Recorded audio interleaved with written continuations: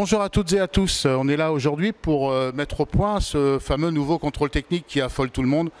Mais on va voir avec les spécialistes d'Autosur si vraiment il y a raison de s'affoler ou pas. Alors, bonjour messieurs. Merci d'être avec nous pour cette journée. Alors, vous m'avez dit quelque chose de très intéressant tout à l'heure. Vous avez bien fait la synthèse de ce nouveau contrôle technique. Le nouveau contrôle technique est en place donc depuis le 20 mai, date d'application à la directive européenne. Fondamentalement, qu'est-ce qu'il change? Je dirais que d'un point de vue factuel, les clients verront la même chose. Les voitures passent dans les mêmes centres de contrôle avec les mêmes techniciens agréés, sur les mêmes appareils. On leur fait subir, je dirais, les mêmes mesures, les mêmes tests. Non, ce qui est fondamentalement différent, c'est l'objectif. Un, c'est uniformiser les pratiques du contrôle technique au sein de l'Union européenne. Et deuxièmement, hier nous avions un contrôle technique qui était une radio, un état des lieux, un instant T d'un véhicule. Aujourd'hui, on va beaucoup plus loin puisque le technicien, le contrôleur technique agréé, doit d'une part s'assurer que toutes les fonctions, et il y en a 8 en tout, soient parfaitement remplies. Et si elles ne le sont pas, que ces fonctions ne représentent pas un danger immédiat ou un futur danger pour les usagers, évidemment, bien entendu le conducteur et les occupants de la voiture. Donc l'humain prend une part très très importante dans ces nouveaux contrôles techniques. Encore plus, bien davantage. Alors, bien entendu, les contrôleurs étaient déjà hier avaient une position prépondérante puisque ce sont des techniciens, quel que soit leur bagage technique, ce sont des techniciens de l'automobile.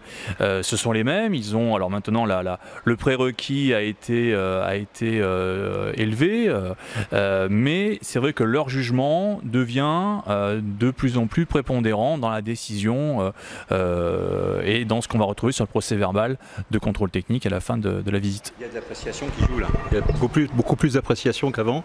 C'est-à-dire que j'ai l'impression que c'est plus du visuel, c'est plus du ressenti. Alors, la part de visuel et la part de mesure est toujours la même, je me répète. En revanche, ce qu'on demande au contrôle technique aujourd'hui et aux contrôleurs en particulier, c'est vraiment de se poser la question de savoir ce qui fonctionne et ce qui ne fonctionne pas sur le véhicule comme hier, mais c'est aussi d'apprécier un éventuel danger futur dans, par exemple, une pièce qui va présenter une fatigue ultérieure, une fatigue mécanique par exemple, d'accord? Hier on était vraiment sur je contrôle à l'instant T, c'est dans cet état-là, j'accepte, je refuse, avec des critères très précis. Aujourd'hui, c'est un, la fonction est-elle remplie, encore une fois, et deux, eh bien, si dans l'état dans lequel le véhicule, la pièce se situe aujourd'hui, ça ne représente pas un danger, est-ce que du fait de l'environnement du véhicule, est-ce que du fait de tout ce qu'on peut voir autour, demain ça ne va pas présenter un danger éventuel? Subjectif quand même tout ça. Ce sont des professionnels. Oui. Et alors quelle formation il y a eu des formations complémentaires pour pouvoir, parce que je suppose qu'il y a quand même une évolution des capacités et des compétences du personnel. Alors sur la formation des techniciens eux-mêmes, il y a eu des stages obligatoires fixés par l'arrêté qui règle notre activité, c'est-à-dire 35 heures en 2017, 20 heures tous les ans en maintien de qualification, et tous nos techniciens agréés, tous les contrôleurs ont à minima un bac pro en après-vente automobile. Réparation, carrosserie, électricité. D'accord. Alors, il y a une question que tout le monde se pose, nous les premiers, parce que je pense que rien n'a été éclairci à ce sujet. Ce fameux blocage de voiture des 24 heures, s'il y a un problème critique. Alors, on verra ensemble après les problèmes que ça pose avec les clients, mais je voudrais que Autosur nous dise exactement qu'est-ce que c'est que cette nouvelle restriction. Alors, dans les principes qui demeurent, aujourd'hui un véhicule se présente donc au contrôle technique périodique et vous avez à l'issue de cette visite deux défauts. Enfin, hier il y avait deux défauts, des défauts purement informatifs et des défauts soumis à obligation de réparation avec une contre-visite sous 2 mois. Ce principe demeure, sauf qu'aujourd'hui, du fait de ce que je disais tout à l'heure, si on considère qu'il y a un danger immédiat, et je prends un exemple après, et bien si on considère qu'il y a un danger immédiat, on a toujours le défaut informatif, on a toujours le défaut soumis à réparation, mais dans ces défauts soumis à réparation, il y en a qui, représentant un danger immédiat, doivent être réparés tout de suite, parce que dès le lendemain, le véhicule ne peut plus circuler. On a une restriction de circulation. D'accord? Un exemple, et vous allez comprendre que c'est frappé au coin du bon sens. Un principe, par exemple, tout ce qui risque de tomber du véhicule sur la voie publique aujourd'hui représente un danger immédiat. On est donc dans le niveau le niveau le plus contraignant, la défaillance dite critique, puisqu'il y a défaillance critique avec réparation immédiate, majeure, enfin réparation sous 2 mois, mais interdiction de circulation dès le lendemain, majeure contre visite avec réparation sous 2 mois, et ensuite les défaillances mineures qui sont purement informatives. Donc la défaillance critique, tout ce qui tombe du véhicule, si demain vous faites de la moto par exemple, ou n'importe quoi, du vélo, vous savez bien que si quelque chose tombe dans votre axe de trajectoire, ça risque de vous faire tomber, c'est quand même éminemment dangereux, ça c'est critique. Et ça ne représente pas forcément des réparations extrêmement compliquées, un pot d'échappement qui se détache, ça se rattache.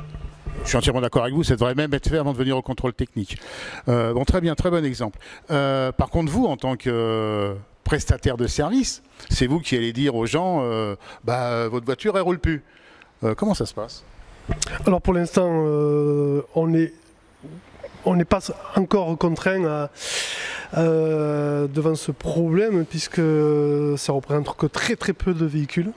D'accord, mais vous m'avez dit tout à l'heure, vous avez eu 2 exemples. Ils sont sautés au plafond, ils vous ont... Absolument pas, ils ont tout à fait très bien compris, puisque il s'agissait de pneumatiques, des pneumatiques complètement lisses, puisqu'on a des critères bien sûr, et effectivement ça s'est très très bien passé. Ça s'est très très bien passé, l'information est bien passée. D'accord.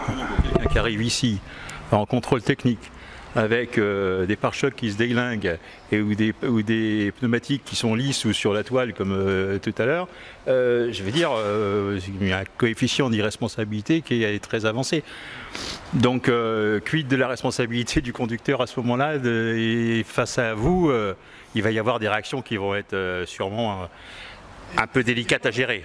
Effectivement, la première réaction est le côté financier, mais après, par rapport à la réglementation et par rapport au code de la route, tout le monde doit entretenir son véhicule. On ne peut pas rouler avec un véhicule avec des pneus lisses ou des pièces qui se décrochent sur son véhicule, des portes qui s'ouvrent ou qui ne se ferment plus. C'est ce que l'on rencontre pour ces défauts critiques.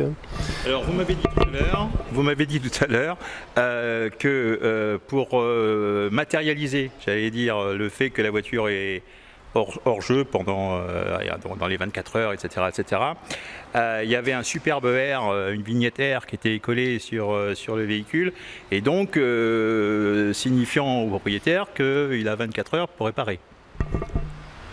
Alors, non. J'ai mal compris. Non, c'est qu'on a mal expliqué. Non, ça va faire préciser, c'est bien. On a mal expliqué. Le principe, c'est pas une réparation sous 24 heures.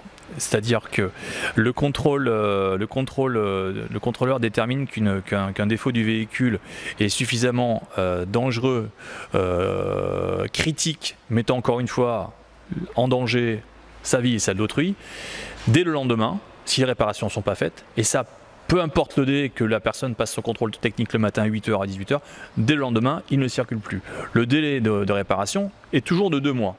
D'accord ? Il est toujours de 2 mois. Mais dès le lendemain, du fait même de la dangerosité de ce qui a été relevé, on ne roule plus. Donc ça c'est très important pour les gens qui nous écoutent, ce qui veut dire que si votre voiture elle est rebootée au contrôle technique, vous devez immobiliser votre voiture, c'est-à-dire soit la porter au garagiste le plus près ou à votre garagiste, ou de la laisser chez vous et vous débrouiller pour la réparer. Non mais ça c'est tout à fait normal. Par contre ça peut avoir des conséquences très très importantes si les gens continuent de rouler. Mais ça on fera une émission avec les assurances pour ça. Voilà. Donc 135 € d'amende si vous faites, c'est un défaut de contrôle, si vous êtes arrêté dès le lendemain avec une défaillance critique. Voilà. Je trouve que c'est pas cher pour 135 € pour une défaillance technique. Je trouve que c'est pas cher. Plus marqué peut-être plus pour chaque pneu. Enfin bref. Voilà. Alors donc il y a autre chose aussi qui est intéressant, c'est qu'avant, lorsqu'on passait le contrôle technique, si on avait une contre-visite, on nous enlevait la vignette. Maintenant vous me dites que il y a une nouvelle vignette qui est apposée, donc si c'est un défaut majeur, il y a un délai de 2 mois et sur la carte grise et au pare-brise, et sur une contre-visite critique, donc à faire avant minuit, il y a un tampon R, une vignette R refusée qui est à la hauteur de la journée. Donc c'est pas une réparation à faire dans les 24 heures, c'est une immobilisation du véhicule dans les 24 heures. Parce que ça, je pense que pour les gens, ça va changer la donne de savoir ça. Que vos auditeurs comprennent bien que les centres de contrôle ne gardent pas les cartes grises, ne gardent pas les véhicules. On n'a pas vocation, nous, à empêcher les gens de circuler. C'est pas notre rôle du tout. Mais ça, c'est très important que vous le signaliez parce que c'est ce qui ressort un peu dans la tête des gens en fait. Hein, quand on leur pose des questions comme ça, si on fait un micro-trottoir demain, je veux dire, c'est les gens qui disent ouais, mais alors vous vous rendez compte, ma voiture, si elle est parée au bout de 24 heures, voilà, c'est ce que. Mais non, elle doit être immobilisée au bout de 24 heures. Mais ça, c'est pas un problème. Déjà, voilà, une voiture qui a plus de frein, je suis désolé, elle doit pas rouler. Hein, donc, voilà. Bon, bah, très bien, messieurs.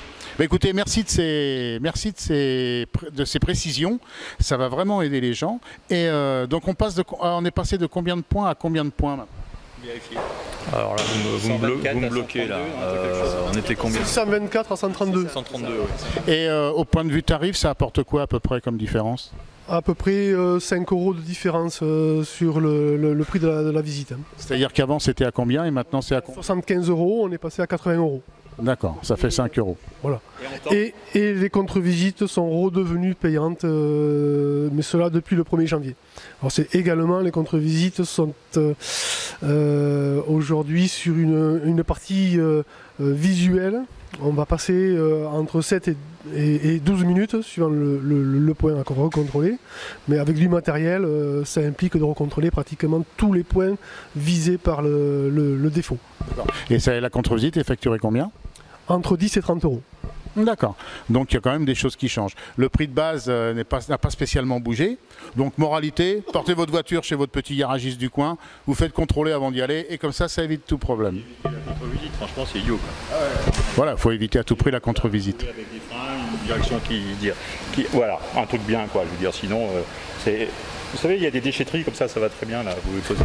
Très bien, merci messieurs.